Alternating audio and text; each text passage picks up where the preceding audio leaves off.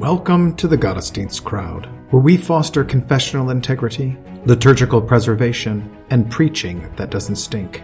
We believe that the historic liturgy of the divine service is more than mere cobwebs of antiquity, but it is a true treasure of the Church, to be dusted off and brought down from her attic to be enjoyed. So let's get dusting. Welcome back to the Gottesdienst crowd. This is Jason Broughton. Today we have a first-time guest.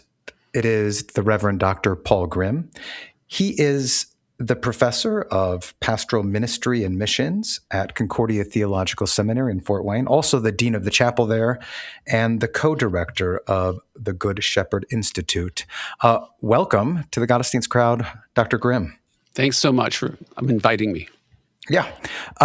So the reason I wanted to chat with you is prior to your service at Concordia Theological Seminary, and since it is 2026, we're celebrating the 20th anniversary of the release of the Lutheran service book, lovingly known among us as LSB.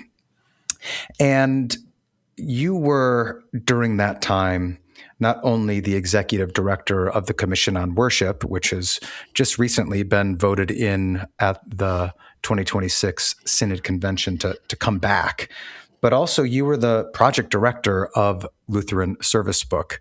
So I kind of want to do a retrospective, or like 20 years looking at this new hymnal, which is not so new anymore, and just kind of get the lay of the land, like what was the timeline, and what were the things under a different administration? What was it like producing this hymnal? So from your recollection, how did this all come about? I was called to be the executive director for the Commission on Worship in the spring of 1996. It's a long time ago now. It's 30 years ago. Yeah. And shortly after arriving, the commission began a conversation about what comes next, and in particular, at what point do we start working on a hymnal? Mm-hmm. To some degree, it felt to me kind of premature. LW had only been released in 1982. Mm-hmm. And so it was only 14 years old at that point, which is not that long for a hymnal.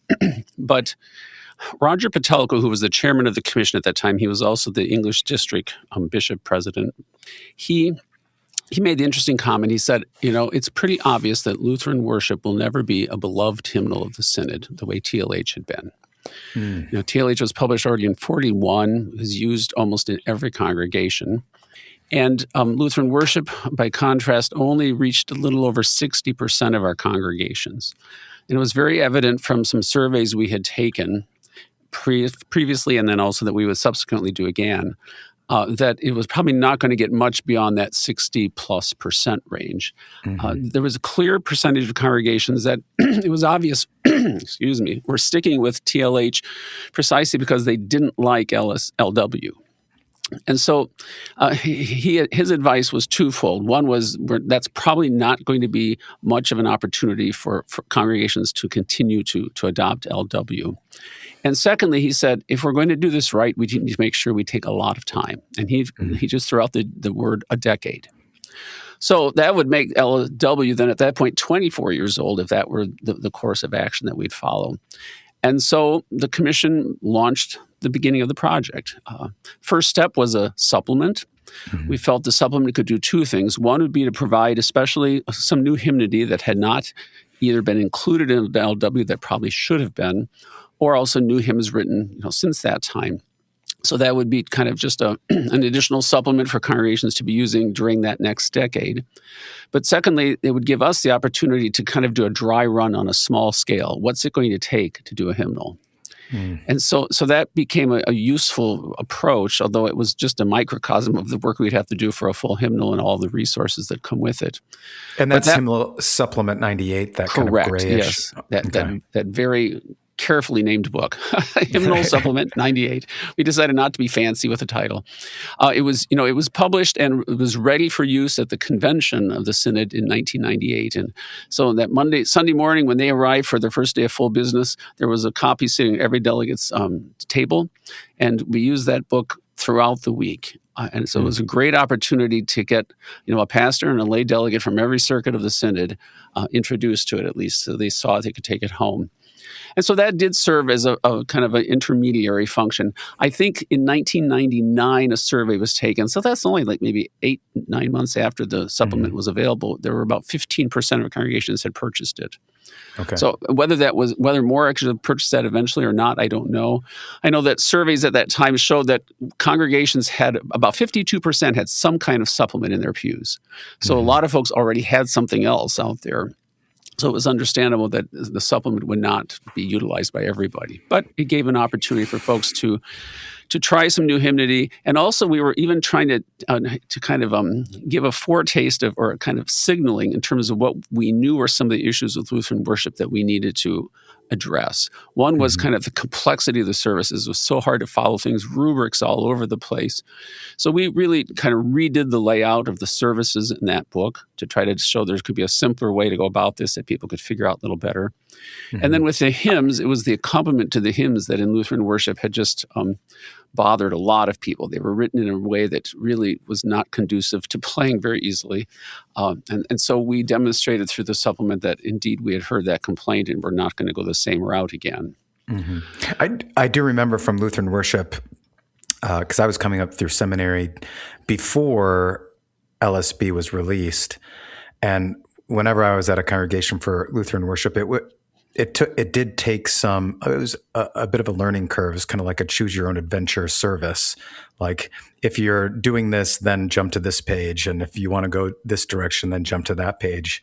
And yeah, that could be difficult to navigate for the parishioner. Exactly. And one of the things we determined is, and this was actually already done in Lutheran Book of Worship, the Pan-Lutheran hymnal we'd been a part of that project until the end, and we pulled out. But they too had a rather complex order of service with lots of rubrics. And what we realized was a lot of those rubrics really were just for the pastor. And so we eventually decided, why bother the laity with those rubrics every Sunday when they're not going to need them? So those show up in the altar book instead. And that was a way to be able to, again, bring some simplicity to the order so that people aren't just unnecessarily burdened. And then after the supplement was released, we started moving very quickly. We brought on a new staff member, John Vieker. He became the associate director for the commission. And he brought a lot of great computer skills that I didn't have in terms of layout and design. I would learn some of those later, but I have an eye for design, but not necessarily the technical skills, and he had that to bring, as well as great background on hymnody, et cetera, too. And then by the end of that year, 98, the commission had appointed the committees that would begin work on LSB, we designed 5 committees. 4 of them dealing with content and one with kind of overlooking everything. So we had a liturgy committee that would handle all of the services. We had hymnody committee, all the hymns. Lectionary committee was so lectionary and church year, propers, etc. Agenda to handle all of the different rites that would show up in the agenda, which is also just a part of the hymnal project always, which takes it way beyond the book people normally see in the pews. It's the book that's got dedications and installations and ordinations and all that fun stuff that has to be dealt with. So everything is coordinated between the hymnal and the agenda. And then we had a language and translations committee.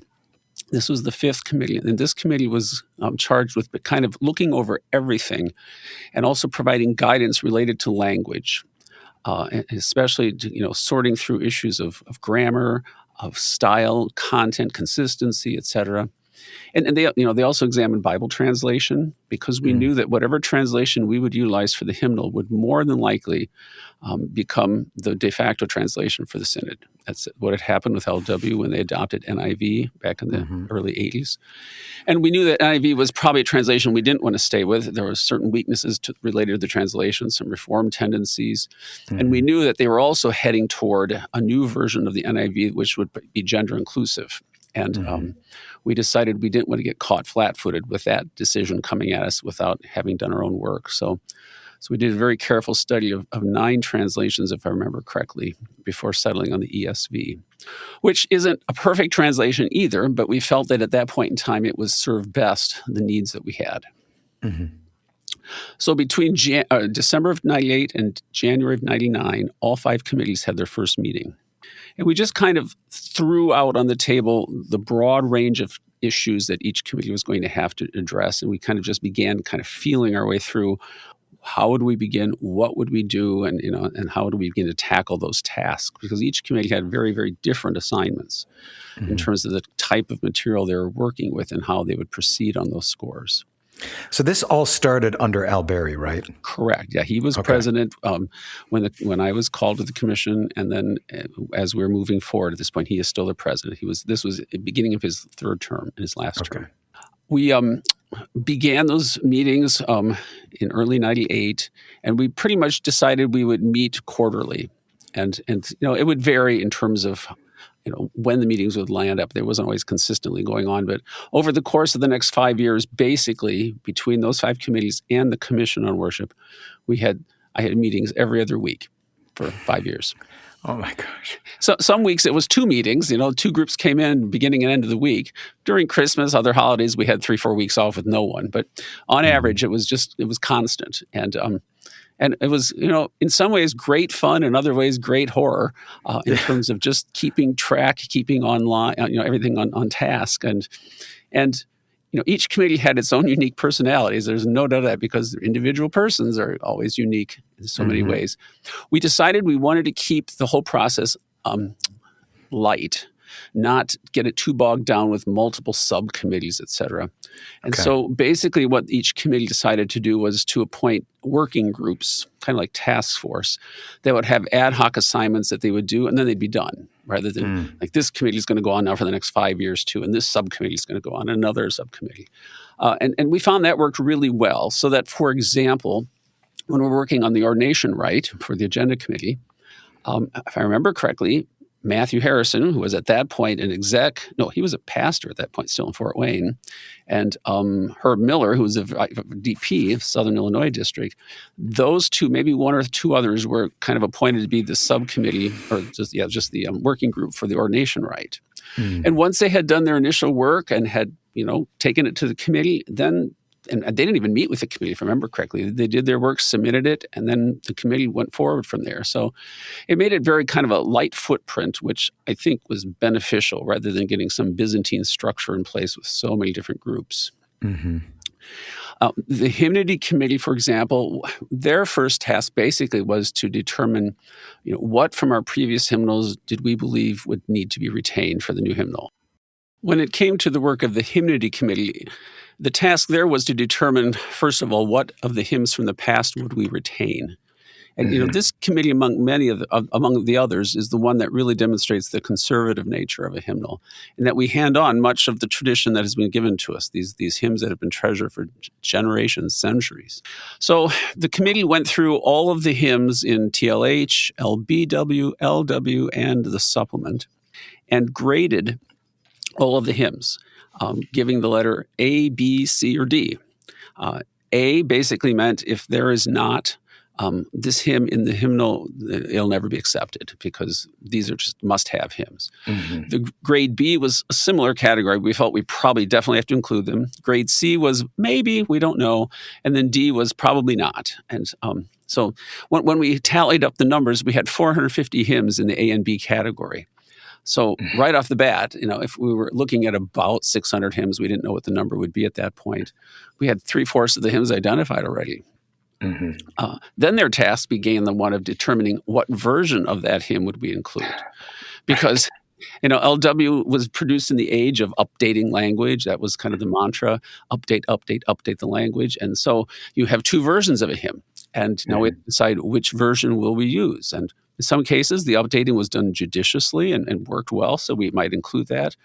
Other times we felt it was just, not appropriate to update a hymn. It wasn't necessary, and it really kind of sometimes, did offense to the hymn. I mean, a good example of that would be, I am trusting thee, Lord Jesus, which in LW was, I am trusting you, Lord Jesus, trusting only you, trusting you. That oo sound just is not nearly as pleasant as the E sound. Plus, you have far fewer rhymes to work with. Yeah. And so in some cases, we did what we called downdating the language. Let's go back to what it had been. There was no reason not to. And here the translations committee gave us some great advice because they talked about the issue of archaic language with us, and they distinguished between archaic language and obsolete language. And in fact, they pointed out that in good dictionaries, it will often indicate if a word is obsolete or archaic. And by obsolete, it's referring to words that the meaning has literally changed from what it was 200-300 years ago. Suffer the little children to come to me. That just doesn't work in our modern language. And so that was really helpful because then we could understand and make the point clearly enough that these and thys, for example, are not going to be beyond the understanding of the average person. And so that allowed the committee to do that down dating sometimes rather than feeling that we have to update everything.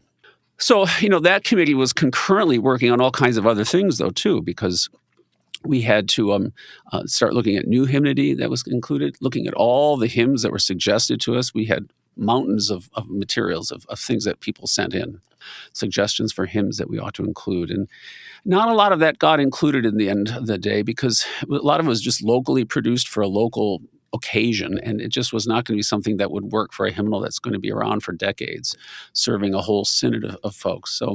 So it was an interesting experience of trying to sort through, suggestions and ideas that people send, and yet maintaining good quality of text, et cetera. The hymnody committee also had to deal with music issues, of course. Every hymn gets a tune, and determining, which tunes. In most cases, tunes are set. You're not going to change the tune either without getting in a lot of trouble. But a lot of hymns aren't necessarily settled in place, or the marriage of a text and a tune maybe isn't the strongest sometimes.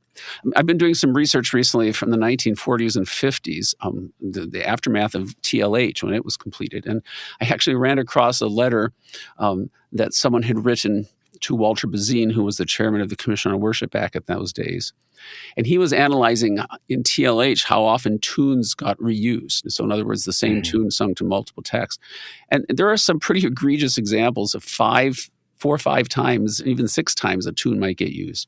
And that happens once or twice in LSB, but it was much, much more common back in the day, in the mid-20th century, to reuse tunes, which starts to take away, it makes a tune usable with more text. You can sing more hymns, but it also starts to take away the uniqueness of a tune. So we had to wrestle with that question on certain hymns. What would be the best tune that might strengthen the use of a particular hymn? So the committee was constantly working on those kinds of issues as well, and it was very fascinating to watch that committee at work. Literally, you're sitting there with your fingers counting syllables in lines to determine what meter for the hymn we're looking at here, and making sure that we've got the right tunes that'll fit those. So that committee it always had a lot of fun. And we did a lot of singing with that group, of course, because we were constantly going through hymns. So what was the most commonly used tune? Was it like Salvation Unto Us? In TLH, it was the hymn for All Glory, Laud, and Honor, which I think was used 5 times, and Our Father Who From Heaven Above, Luther's Lord's Prayer hymn, I think is 5 or 6 times that was utilized. And so a hymn, for example, like Jesus, Thy Boundless Love to Me was set to that tune. Jesus, Thy Boundless Love to Me. And, that text has such a marvelous, hopeful character to it. And it's not to debunk that tune, because it's a great tune. And for Luther's Lord's Prayer hymn, it's perfect. But we already LBW had chosen a different tune, Jesus, Thy Boundless Love to Me, which just, I think, fits the character better. And so, those were the kind of challenges. And sometimes we'd have a text and we weren't sure what tune to use, or we didn't find any that really worked well. And so we actually would put out notices on the internet here and there, and through the field test materials, we did the same to say, here are some texts that we really want to include. We're not sure of a tune. If you have a tune or you like to write a tune, submit it. And so we got a number of interesting tunes, and we accepted some of those. We even had one, the alternate tune for Luther's baptism hymn comes from a man who lives in England. I think it's Scotland, actually. And, he submitted it. It was actually rather interesting and appealing. So I began some correspondence with him on email back and forth. And we made some changes here and there. I made a few suggestions, and he adapted some things, and we ended up using it. So it was an interesting opportunity to invite composers to jump in and give us something new and fresh that could perhaps work better than some of the tune options that might have been there. We especially found that the case sometimes with British hymn authors, too. They typically will write a text with no tune in mind. And they'll pick a meter, they have a good meter, but no tune necessarily. And they might suggest 3 or 4 tunes that are out there that would work. And so it leaves you with having to make a decision finally because they really have no preference. Other hymn writers like to start with a tune in mind, and they write a hymn that really fits specifically with that tune. And so, it's every hymn comes differently, and the hymn writers work different ways as well. And the committee had to kind of sort through all those issues as well. So you settled on what, 450 you said that needed to come in, and then you had roughly 150 to fill. There are some, you mentioned the baptism hymn or the On the Banks of Jordan, or Luther's mission hymn. I can't remember. May God bestow on us His grace. Yeah. Yeah. So those are in there twice, one with the original tune and one with a different tune, correct? Right. And so what was the thinking behind that? Right. Were those original tunes just a little more difficult, but you wanted the text to be in front of the folks, or what was that conversation like? Right, yeah, very much so. Luther's baptism hymn, To Jordan Came the Christ our Lord, was in the 1912 hymnal, the first English language hymnal the Synod had, but it was not included in TLH. So LW brought it back to us with Luther's tune. And it was just a given that we would include this hymn, even though we were aware at that point that among the 60% of congregations that had LW, we estimated, and this is totally an estimate, but probably 5% were singing that hymn. It just wasn't, it had not reached much of a critical mass. And it was partly and most likely because of the tune. It is a challenging tune.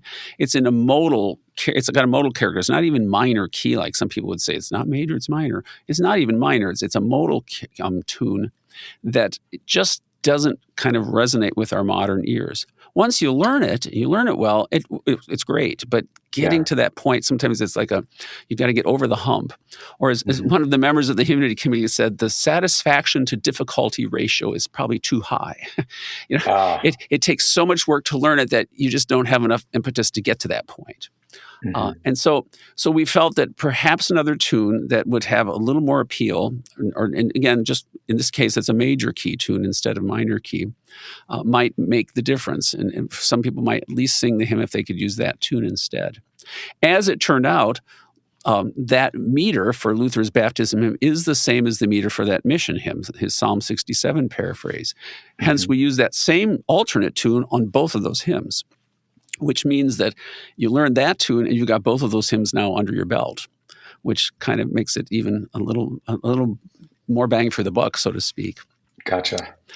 And we did that one or two other times. None of the other ones come to mind right now in terms of having an alternate tune. But it's always the challenge. People will say, well, that tune's unsingable. And to which I'll say, I can find a children's choir that can sing it, so you can't say it's unsingable. But they can sing it because they've been taught it through lots of exposure, through encouragement. And so it's possible and it's capable. In some congregations, there may not be the musical leadership to handle it. That's a reality pastors have to sometimes accept. And so they kind of learn to figure out what can my musicians handle and do, and realize that you may have to wait later before you can introduce something that has more of a challenge to it. So, every congregation is going to have a different mix of hymns. That's obviously going to be the case. And it will depend to some degree on musical leadership and certainly on the congregation's past practice. If a pastor has avoided any of those hymns and hasn't encouraged learning new hymns, it's going to be a different road to travel in terms of getting to that point. Was there discussion of for my own practice, there are probably, a series of 20 to 30 hymns that I kind of want as the core, and then others that I want to kind of season the rest of the church year. Like there are probably 30 hymns that I want the congregation to really know. Was there thought given to like here are the core of what we kind of want our congregations as the heirs of the Reformation, of the Lutheran Reformation, we really want these to be handed down. Yeah, we did not go that route. Okay. And I think our goal was to provide a solid core of the traditional Lutheran chorales, first of Gotcha. all. And I think that if I remember correctly, I might say this wrong, the percentage of hymns in the hymnal that come from either the 16th or 17th centuries, maybe the early 18th century, so kind of the solid Reformation and post-Reformation era, about 23% of the hymns are from that time period. Mm-hmm. So a good, almost a quarter of the hymns, come from that Lutheran tradition. And so our goal was simply to make sure we included the vast majority, realizing that every congregation is going to have that conversation, and pastors have to have that conversation and think through how they want to approach that. At the seminary, we probably have a core. We have not identified one per se, but I suspect if I looked over the usage over the last 3 or 4 years, there would be a clearly identifiable core of hymns that we sing regularly, because we want the guys to be exposed to those and to be aware of them. It's probably more the task of kind of an ongoing use of the hymnal that could benefit from doing some of that kind of identification and helping people to kind of look toward, here are some hymns. The danger if you develop a core, like a list like that, is that you'll have, it would be too easy to say, okay, we're going to sing all of these, when they don't know all of these. Yeah. And so then you just jump in with both feet, and man, it can be a bloodbath if you haven't prepared the musicians, haven't prepared the congregation. Luther's creed hymn, for example, we all believe in one true God. I tell the students, hopefully your congregation will know that, but they may not. It's quite possible. And if they don't assume they're going to learn it the first year you're there. That maybe is 5 years down the road. Because first you need to demonstrate that you can be very careful and take them in baby steps toward that goal, introducing some new things that are quickly accessible, that kind of, you get a win under your belt, and then you can take for the next one, and some confidence is built, a trust level is built, and over time you can start to push towards some of those more challenging hymns. But that every congregation is going to be different in terms of where they've been, what the musicians' abilities are at that place. And so it really does become a very, very individualized approach that has to be followed. So in terms of the liturgy committee, like TLH had basically one setting, LW with 3, right? You had right. Setting 1 was TLH, 2 and 3 were the new ones. Mm-hmm. And then TLH had Matins and Vespers. Right. LW had morning prayer and evening prayer. And Matins and Vespers. Okay, I couldn't remember that for sure. Yeah, they had all of them. Mm-hmm. So in terms of discussion about that, what to include, how did those conversations go? Right. Yeah. Well, that's like another whole way of looking at things too, then, isn't it? Because with TLH had the setting that had already been in the previous hymnal, the 1912 hymnal. It's interesting. I've just recently ran across a letter and a presentation, both one by one person, one from another, talking about TLH just a few years after it was published, saying it's unfortunate that we only have one setting in the hymnal. That's really fascinating to hear them say that in the 1940s. Mm-hmm. And they said precisely out of the fear that people are going to come to the conclusion, this is the only way you can do it. And so, it's interesting that when the commission began work on looking for a new hymnal, or working toward a revision of TLH in the 50s, they decided to commission several composers to write new musical settings of the common service. Mm-hmm. And so you have the settings by Jan Bender, who would soon become a professor at Concordia and Seward. He was a German. And then also Healy Willan, who was an Anglican composer up in Toronto. And so they commissioned those two men to write new musical settings of the whole service. They published them and, urged people to try them out, give them a shot.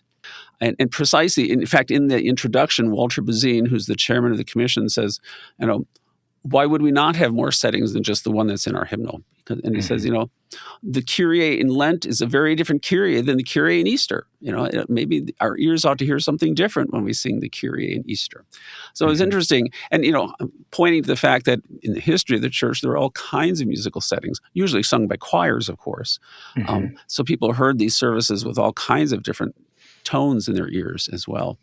So we knew we needed to include that service from TLH precisely because, they had included it in Lutheran worship, but made all kinds of little changes to it. They updated the language, they changed notes. It irked people so badly. That was one of the reasons a lot of congregations did not choose to go with LW in the first place. And so we knew we had to backtrack and say, what was done in TLH, we have to preserve almost intact. We updated language in a few places when it's spoken, not sung. When it's sung, we left it same.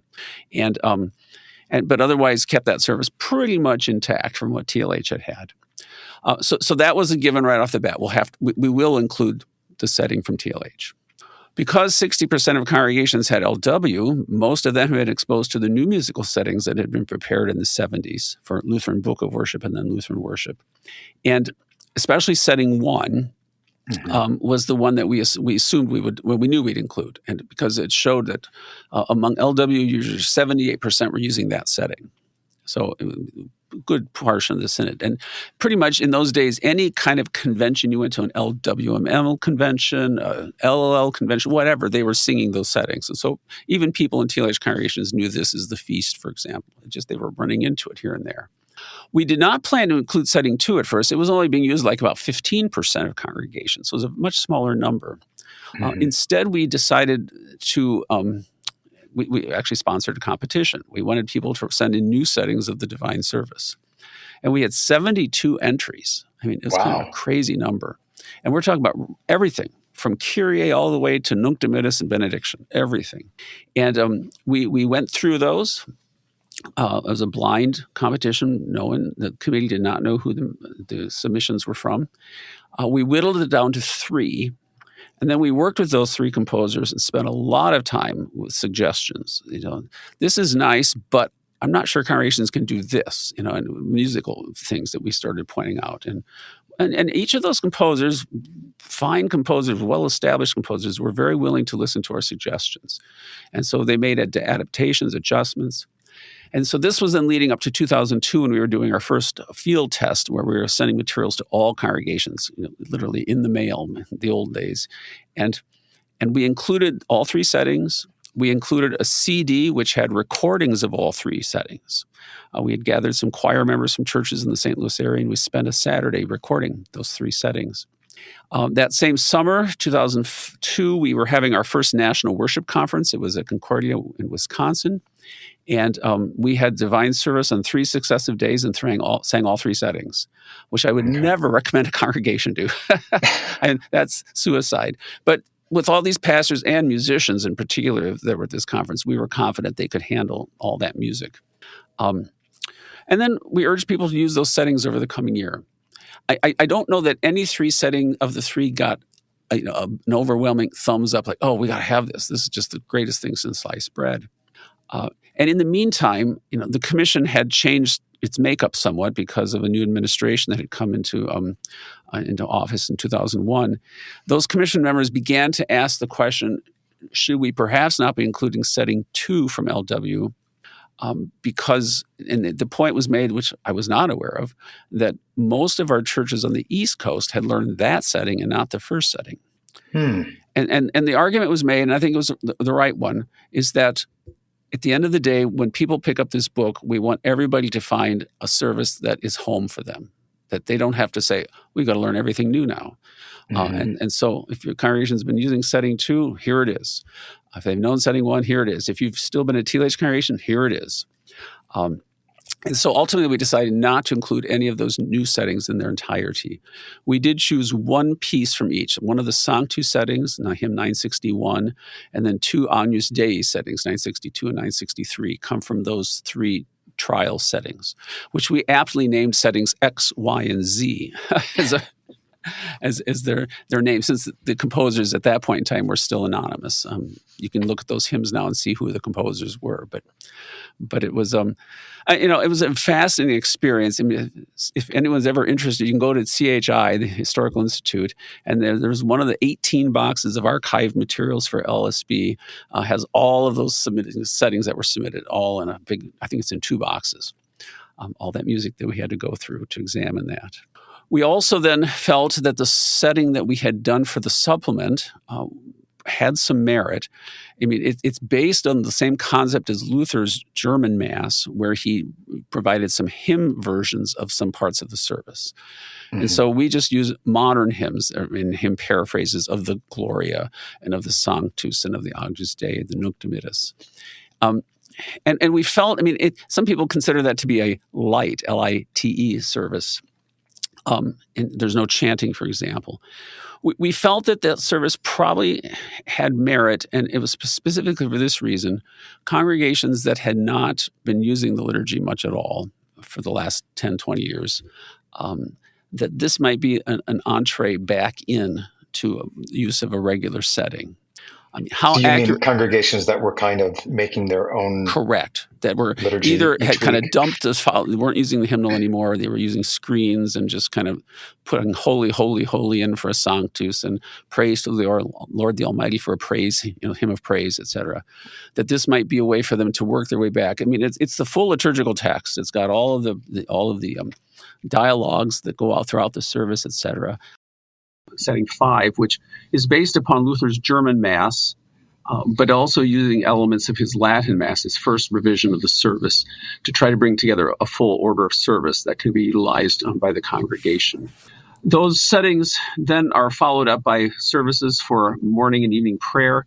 And here we decided just to basically follow the practice that LW had included of both Matins and Vespers, which came from TLH, with some minor changes, and then morning prayer and evening prayer from LBW and LW, with just a few changes here and there, a new canticle setting for the evening prayer Magnificat, and then Compline, the prayer at the close of the day.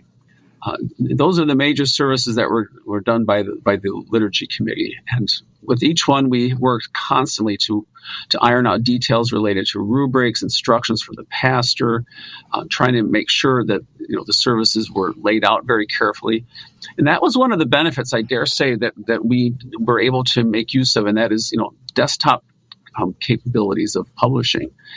John Vicker was able to lay out these services from the start, and we were able to experiment with layout features, headings and rubrics and fonts and all those things. We were constantly tweaking along the way, which was very different from previous eras where, all the materials for a hymnal were assembled with typewritten words and handwritten music notes, and then you'd send them off to a publisher somewhere in the world, and they would put it all together and send it back to you. And there wasn't nearly the opportunity for back and forth. Here, change this, move this, use this font. It was much more limited. And so we had the benefit to kind of keep testing the layout and design precisely so that it would be pleasing to the eye, easy to follow, and would become something that laity wouldn't even really have to think about. It just is there, and it works well, and everything is for the benefit of everyone.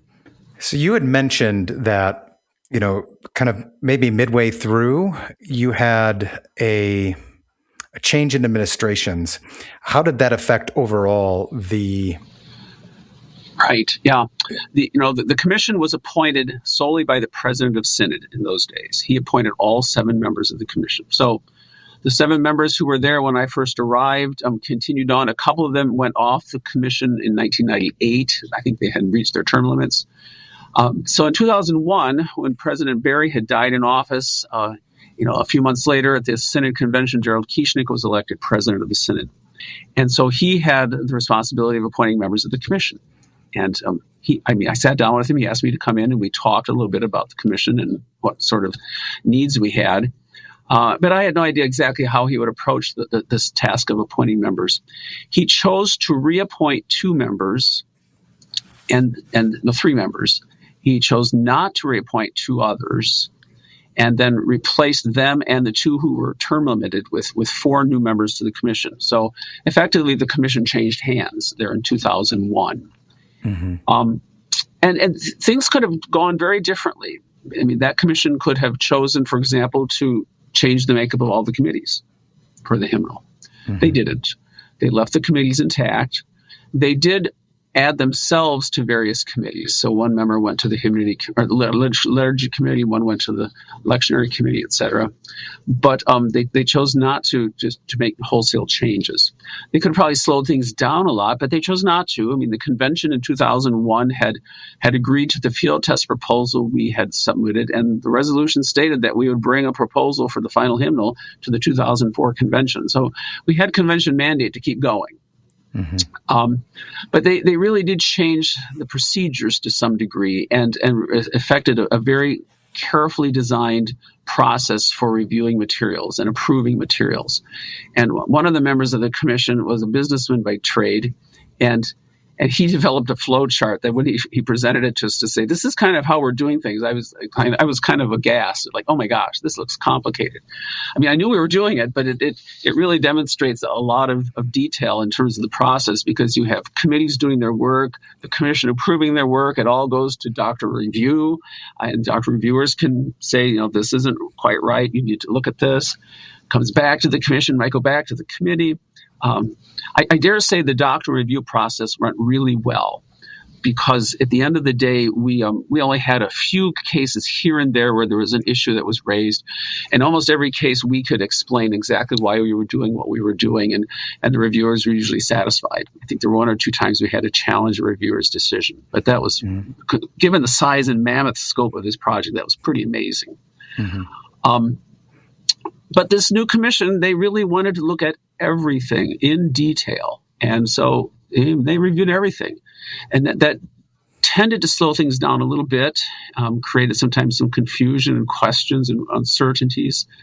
But I think at the end of the day, probably what they did was to kind of shave off a few rough edges of the directions we were perhaps going to go. And the result is probably a hymnal that more congregations were able to accept and adopt when the final product was released in 2006. So, I mean, I think we learned a lot from each other in the process, and we kind of grew together, sometimes in fits and spurts.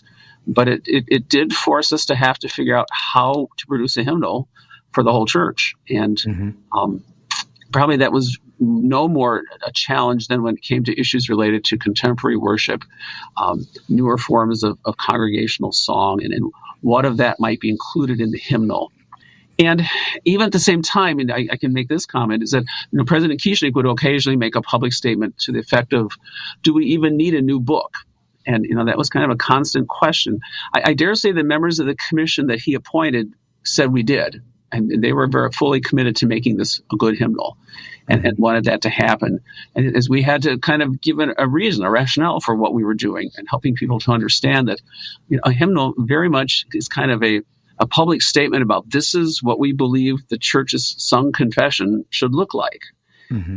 It can be different. It can be different in varying degrees, but in general, this is, what we believe, teach, and confess, and want to put into the mouths of our people in this time in our history. And so the commission, we figured it out, and it took a lot of work. The last few months, there was weekly phone calls.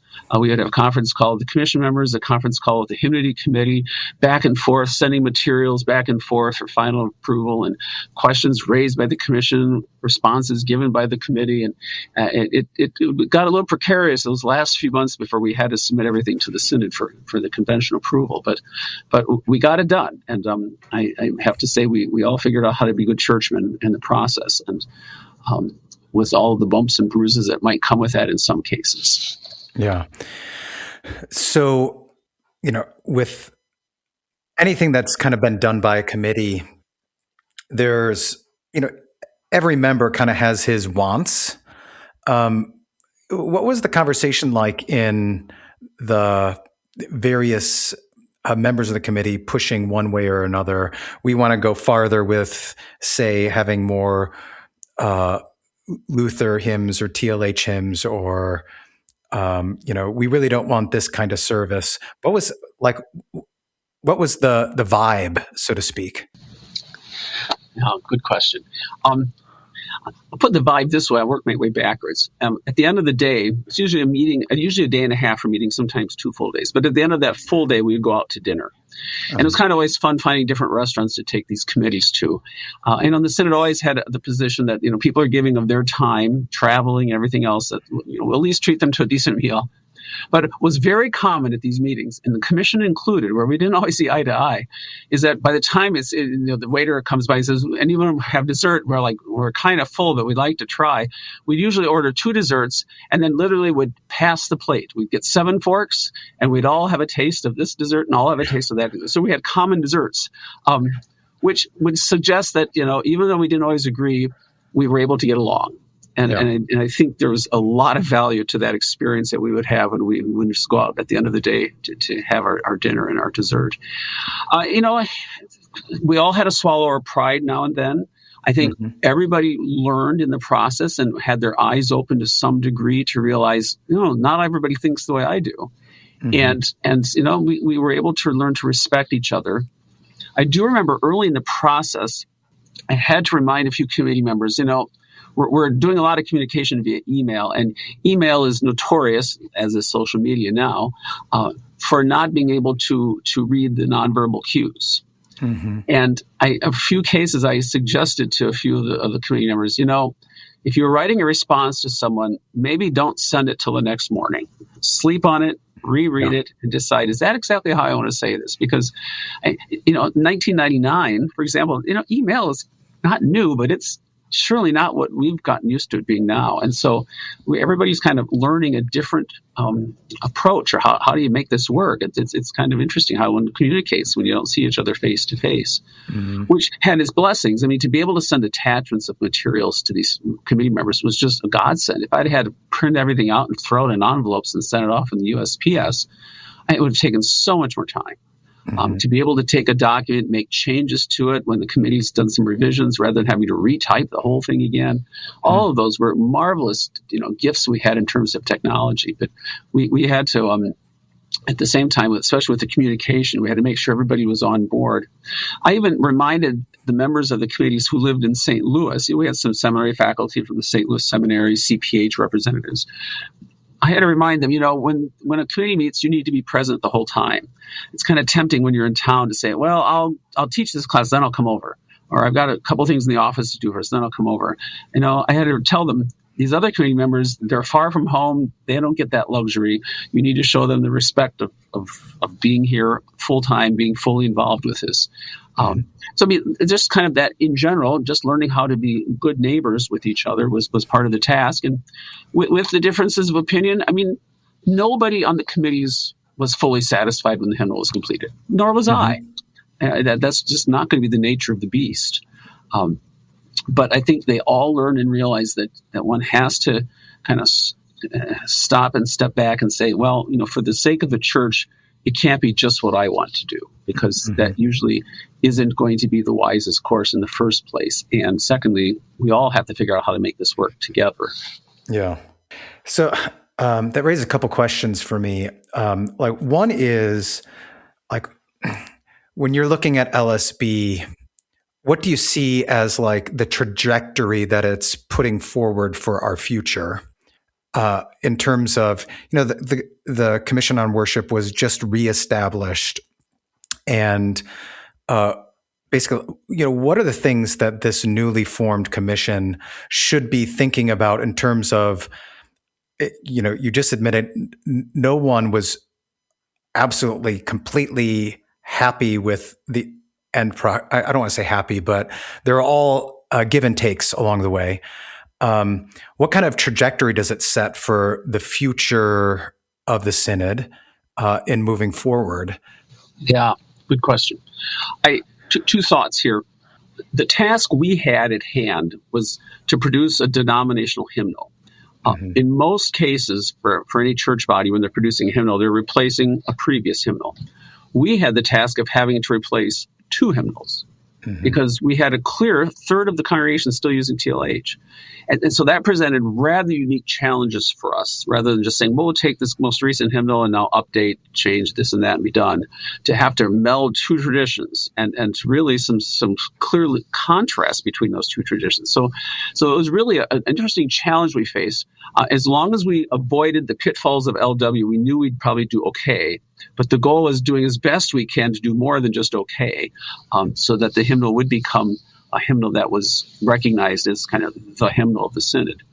CPH's estimates are that about 85 to 90% of congregations have the book or are using it through Lutheran Service Builder. I think they would say 85% have the book, actually, which is really, quite amazing, given that some churches don't use any hymnals at all. And so, I think it's brought us to a place now of 20 years of use. We still call it the new hymnal, as you did at the beginning here, right. Realizing, though, it's not new by any stretch of the imagination. But when you look over the course of the Synod, it's almost 180 years. It is kind of new. It's not that old yet. But for the new commission now, which has been reestablished, and for those who aren't aware, in 2010, when the Synod restructured, they swept out a lot of the old commissions and boards, and the Commission of Worship was just dissolved in 2010. And some functions of a worship office were set up within the Synod structure. But with that sweeping out of the commission, all bylaw regulations related to the development of a hymnal were also taken out. So really, we've been operating for the last 16 years with no provisions in place for how the Synod might proceed in the future with an official hymnal development for the Synod. So that was, I think, the main reason why it was felt important to reestablish the Commission on Worship this past summer. Now they're going to have to get up to snuff. It's going to take a while. Unlike when I arrived with the commission in 1996, they had an institutional history that they had been handing on. They'd been handed to them, and they were handing it on. But now there hasn't been such a thing for 16 years, and so it's going to take time for that new commission that'll be established here to kind of figure out where has the church been, what did the commission used to do, what things do we need to do now. It's obviously a different time, but a lot of those things are still going to transfer over. So it'll take them a while to think this through. And I don't know what the expectations are for how fast they'll start working on a hymnal, or whether they'll do a supplement first. Now, there's all kinds of questions that will have to be sorted out in the next couple of years.